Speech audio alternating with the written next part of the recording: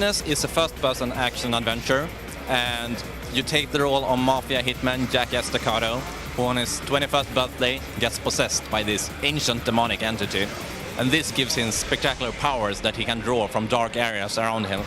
So it's based upon this comic by Top Cow, and we have had the help of Paul Jenkins, who's one of the original writers of the comic, to adapt the comic story into gameplay. We've tried to design the Darkness powers to complement the gunplay rather than try to compete with it. So we have a range of different powers where you basically can send out tentacles to crawl along walls and ceilings, or pick up these huge objects to smash people with, or even implode the whole room with people and furniture alike by summoning a black hole. We also brought over something from the comic that are called Darklings, and these are really evil little creatures that you can summon in dark areas of the game, and they will appear and they will try to help you to the best of their abilities.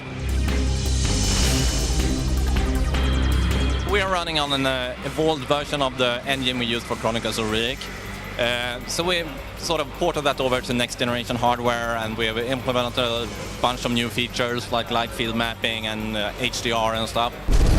We're trying to do Darkness as, in a very similar structure as Riddick, where we combine high-paced action with more non-linear story-driven adventure. So a big part of the game takes place in New York, and you can go back and through between areas of New York and do submissions and explore as much as you want. But we have sort of heightened the action of the game and toned down a little bit about the sneaking thing, and introduced the Darkness powers instead of, for example, the melee system. But there are a lot of elements that we liked in Riddick that we sort of brought over and converted. One example is the execution kills, which basically is something similar as the counterattacks you could do in Riddick, where you pull the weapon and shot someone with it. Well, you can basically do the same here. Whenever you get close to another person, you can pull off these special attacks. That looks pretty spectacular.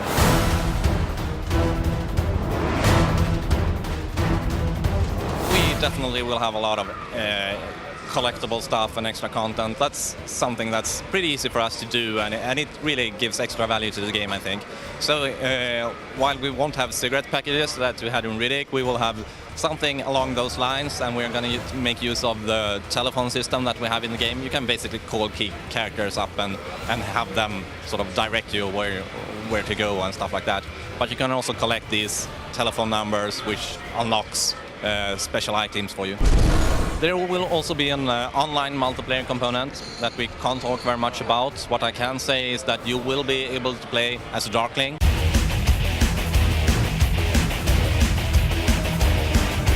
So Riddick found its way to the PC. Are we going to see the Darkness on the PC as well? Personally, I hope so. We are really focusing on the console versions right now, but we are developing on PC. So PC SKU is pretty straightforward to us to do when we have a finished game. So I hope we will see something similar as we saw with Riddick, like 6 months after the console version, a PC version comes out. But nothing's been announced yet. We're going to hear your voice giving some commentary on the final version of the game.